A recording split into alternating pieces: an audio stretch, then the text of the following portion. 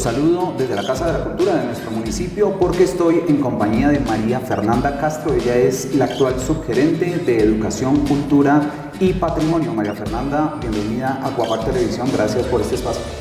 Con mucho gusto, Diego. Gracias a ti por la invitación. Bueno, María Fernanda, televidentes, la intención es que ustedes conozcan quiénes son las personas que están en este momento ocupando las gerencias y las subgerencias, es decir, el gabinete junto a la alcaldesa Flor María Murcia, que ellos sepan quiénes son las personas que están liderando la administración actual. María Fernanda, ¿quién eres tú? ¿Quién es María Fernanda Castro? Contémosle a los televidentes. Bueno, a ver, a grandes rasgos. Yo nací en Bogotá. Bien. Tuve la fortuna de crecer mi primera y mi segunda infancia, digamos así, en Cogua. Fue una experiencia que realmente me marcó porque tuve muchas fortunas. Primero, poder hacer parte del paisaje ambiental de alguna manera de este municipio, que además en esa época estaba todavía mucho más fresco, digámoslo así. Okay. ¿Estamos hablando de un sector en específico del municipio? Del municipio en conjunto. Okay. Porque yo estudié en un colegio que se llamaba el CECAP, no sé si recuerdas, que hubo una fundación en esa época de Funcapura, que tenían dentro de sus proyectos este colegio, con una mirada medioambiental, digamos, de vanguardia y fortalecida de alguna manera. Entonces, pues hacíamos recorridos por el municipio investigando, mirando las matas, la flora, la fauna, bueno, todo lo que se nos atravesaba, los ríos.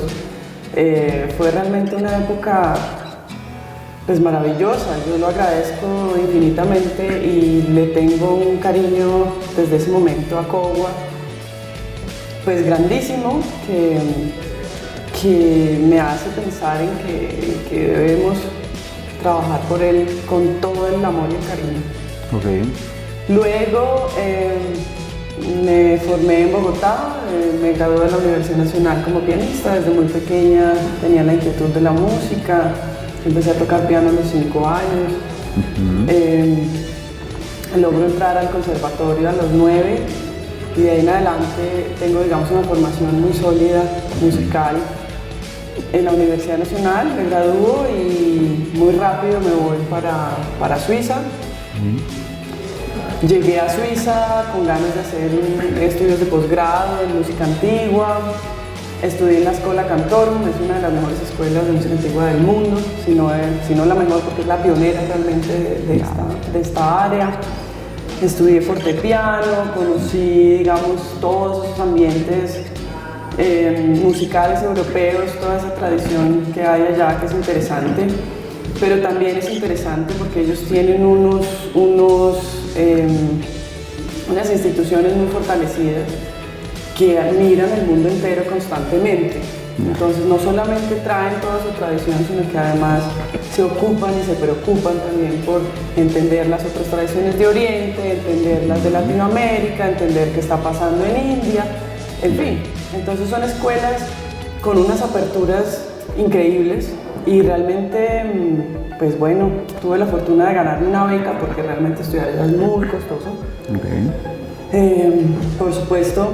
¿Estabas en Ginebra, en la capital? Estaba en Basilea. Basilea es la ciudad alemana, de la Suiza alemana, que está en la frontera entre Alemania y Francia. Entonces también, digamos, me moví muchísimo porque estaba muy cerca entre Alemania y Francia. Bueno, todo esto me permitió ir creciendo musicalmente, humanamente, porque además llegar allá pues, no es fácil, son culturas radicalmente distintas, sin plata de alguna manera, porque pues no alcanza, ninguna plata alcanza allá, es demasiado caro. Por supuesto con la beca, con las ayudas de los profesores, que siempre los profesores son como los que salvan la patria de alguna manera, y son los que arman sociedades desde la base, ¿no? Por eso son tan importantes. Y luego tuve una pausa, digamos así, de Suiza. Volví a Colombia, estuve en Medellín, trabajé en las universidades, en EAFIT, en la de Antioquia, Trabajé en Tunja, trabajé también en Zipaquirá, en la Nacional. Y después decido regresar a Suiza. Decido regresar, hago mi segunda maestría en músicas improvisadas y modernas, esta vez ya con el piano moderno. Y después estudio dirección coral también en Zurich. Ok, bueno. Ese es como el recorrido así a grosso modo. Bueno, discúlpame que me devuelva con una pregunta puntual a tu infancia. ¿En qué sector del municipio creciste? ¿En alguna vereda o acá? Yo crecí en Plazuela. Ah, en la vereda de la Plazuela. Sí, en Plazuela. Okay. Bueno, volvemos entonces a ese paso por Europa y tu vuelta a Colombia. Cuando estabas allá, ¿qué era lo que extrañabas quizás de acá? ¿Y qué fue al volver lo que te sorprendió, sobre todo de acá del municipio de Togo? Bueno, no, cuando uno está afuera y cuando está tan lejos, además extraña todo. Decir que uno no extraña nada es mentir, porque realmente el choque cultural es brutal. Se extraña desde la comida, las frutas, ¿no? El sol, la luz, la gente y por supuesto la familia. Nosotros somos una cultura muy arraigada a la familia, a lo familiar. Eso, digamos, no es fácil de cambiar. Y en esa medida pues también como pensar un poco en que pues somos ciudadanos del mundo, pero hay cosas identitarias que siempre nos van a marcar de por vida y que son justamente esas primeras infancias y esos primeros procesos, ¿no? Y llego a Cogua y bueno, llego a Colombia y te digo que llego a Cogua porque digamos que como que la oferta laboral más a la mano está en Bogotá, pero yo no quise llegar a Bogotá. No quise llegar a Bogotá por diversas razones y sí quise llegar directamente a Cogua porque siento que es un espacio maravilloso, que es un espacio que tiene una riqueza que tal vez nosotros no la hemos dimensionado, pero que la tiene y que vale la pena trabajar por ella. Entonces yo dije, no, yo llego a Cogua feliz de la vida y bueno. Bueno, María Fernanda, entramos en materia, sugerencia de educación, cultura y patrimonio. Quiero empezar haciéndote una pregunta que en lo personal me ha inquietado, pero seguro que a mucha gente también le inquieta, y es que normalmente en estas gerencias o subgerencias, digamos que hay personas con un perfil muy administrativo, o gerencial o de derecho, o este tipo de asuntos por temas contractuales y todo lo que implica lo administrativo en estas dependencias. Pero tú, digamos, tu interés, en tu vida lo que ha habido es un gran interés por lo artístico. Esto puede generar un equilibrio muy interesante, pero un reto, digamos, en esa parte administrativa. ¿Cómo lo has estado asumiendo? Claro, te inquieta a ti y me inquieta a mí también. No es fácil, es un reto, así como lo dices, pero siento que lo artístico también toca lo político. Lo político en la medida en la que lo artístico se está preguntando pues por el ser humano directamente, por el ser humano y por la comunidad y por lo social y por los valores y por la creatividad. Y eso es la política para mí, eso es justamente la política para mí. La política va más allá de votar por uno o por otro candidato. Estamos en una democracia representativa que puede tener, digamos, algunas pro y algunos contra, eso es debatible, pero el arte fundamentalmente se pregunta por lo social, ¿sí? Y en esa medida es político. Entonces, claro, es un reto administrativo, pero yo he sido una mujer de retos grandes y digamos que no es fácil y no ha sido fácil y yo supongo que no será fácil. Pero lo único importante creo yo aquí es que uno tenga la voluntad de aprender y finalmente son procesos muy operativos también, ¿no? Entonces, pues no creo que sean imposibles de asimilar. Estoy en ese proceso, no es fácil, los artistas no la llevamos muy bien con la burocracia. Bueno, y los ciudadanos tampoco, es que la burocracia es una cosa complicada. Pero creo que vale la pena el esfuerzo. Creo que vale la pena el esfuerzo y esa es la apuesta. Ok, bueno, te lo pregunto porque muchas veces la crítica cuando alguien tiene un perfil muy administrativo es que quizás no tiene mucho interés en lo artístico. En este caso, pues tenemos la balanza hacia el otro lado y es muy interesante. Por eso te empezaba preguntando por ese reto, pero también hablemos ahora de otros retos que ya tienen que ver no tanto con María Fernanda, sino con la subgerencia. ¿Qué encontraste en la subgerencia y sobre todo cuáles son los retos en este periodo de administración en esta subgerencia? Pues mira, en la subgerencia encontramos que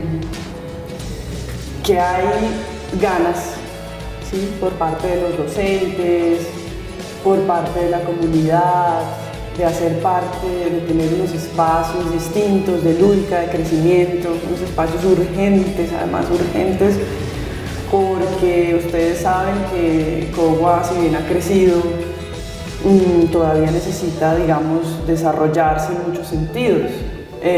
Una cosa es crecer, ¿no?, en números, y otra cosa es desarrollar a la población, desarrollarla en sus posibilidades creativas, desarrollarla en sus posibilidades económicas, desarrollarla en sus posibilidades políticas, desarrollarla en sus posibilidades pedagógicas. Son dos cosas distintas, ¿sí? En la sugerencia pues me encuentro que hay como ese reto de poder articularnos un poco mejor, ¿sí?, potenciar esos procesos, si bien unos, digamos, mejor logrados que otros por diferentes razones, ¿sí?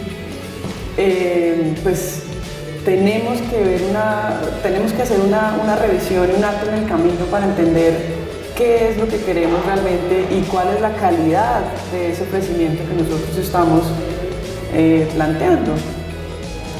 Entonces,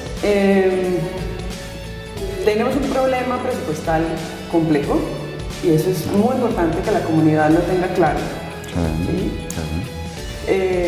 No es fácil porque los recursos no se han repartido de manera equitativa. Nos preocupa muchísimo, sobre todo porque en Cogua están pasando cosas, hay depresión infantil, hay suicidio infantil, hay drogadicción. Nosotros no somos ajenos a un mundo convulsionado, lleno de peligros por todas partes, ¿cierto? Y tenemos que saber realmente qué le vamos a ofrecer a ese mundo convulsionado y cómo vamos a generar una contención, ¿cierto?, sobre todo de nuestros chiquitos y de nuestros adolescentes, ¿no?, que finalmente son la población, digamos, más importante en estos procesos, ¿sí?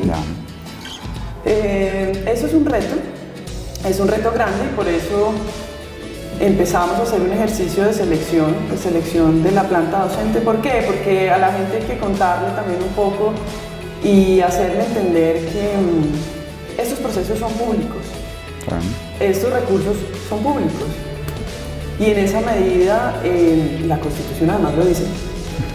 Nosotros como gestores y como administradores tenemos que propender por potencializar esos recursos, ¿cierto? Esos procesos pedagógicos son el futuro de los niños. Los procesos pedagógicos artísticos no son sencillos, ¿sí? Una persona que le gusta el baile, que baila, no sé, de manera amateur o que finalmente pues algo ha hecho de teatro y tal, pues está muy bien que lo haga, pero tal vez no es la persona más indicada para tener a su cargo unos procesos pedagógicos, por ejemplo, con niños pequeños, ¿cierto? Fuera de eso hay espacios extra clase en los que hay convivencias, en los que hay otro tipo de intercambios y un docente tiene que estar en la capacidad y en la apertura además mental de saber llevar esos procesos de convivencia también de otra manera, es decir, no solamente que baile bonito, o que le guste bailar, o que le guste cantar, o que le guste actuar, ¿no? Entonces hay una preocupación grande por la pedagogía. La pedagogía es, yo creo, el espacio de crecimiento personal del ser humano más importante.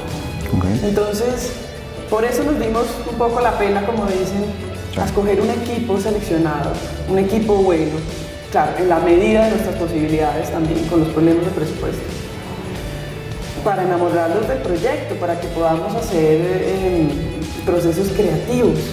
En la educación artística, y eso no solamente pasa en Cogua, sino en toda la nación, hay un hueco en los procesos creativos. ¿sí? Y eso tenemos que verlo, porque esos son los retos a nivel nacional e internacional, ¿sí? No nos podemos repetir y repetir y repetir. Eso no lo podemos hacer, porque tenemos es que potenciar las posibilidades creativas de la gente. Entonces también un equipo que entienda, que esté a la altura del trabajo colectivo.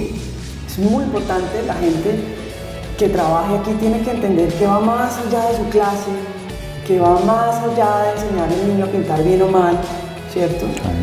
Que está construyendo un ser humano integral, que está construyendo comunidad, ¿cierto? Que está armando políticas públicas que van a influenciar a la comunidad en general. Entonces, eso era importante, se hizo esa selección, por eso se hizo esa selección. Fue un ejercicio muy interesante, además, fue un ejercicio muy interesante, la gente participó activamente, los que quisieron, los instructores que venían trabajando con nosotros tuvieron la prelación, ¿sí?, de llegar a exponer todo su proceso. Muchos vinieron muy contentos, además de decir, oiga, qué chévere que nos podemos sentar a conocernos, es básico. No. Muchos no vinieron, bueno, por diferentes razones, motivos. Seleccionamos más de 300 hojas de vida. Quiero decirles que esto pues, fue un boom de alguna manera impresionante en la zona de Sabana también, porque estas cosas no se han hecho nunca. A pesar de que la Constitución las dice, las contiene. Entonces, digamos que aquí la mirada es a futuro. Nosotros no podemos contratar por contratar rápido, apúrese, porque bien dicen, del afán no queda sino el cansancio, y nosotros necesitamos proyectarnos hacia adelante. ¿Listo? Y eso es lo que estamos buscando. ¿Listo, María Fernanda? Te dejamos para que sigas trabajando, porque los retos que tienes son enormes, y sobre todo, pues, si se quieren inyectar algunas inflexiones, algunos cambios ahí en los procesos. Muchas gracias por tu tiempo y acá con todo el gusto, aquí bienvenidos siempre. Bueno, María Fernanda, muchas gracias. Televidentes, esa es nuestra intención, que ustedes conozcan a los líderes del gabinete de la administración municipal actual. Ella es María Fernanda Castro, subgerente de Educación, Cultura y Patrimonio. Que estén muy bien.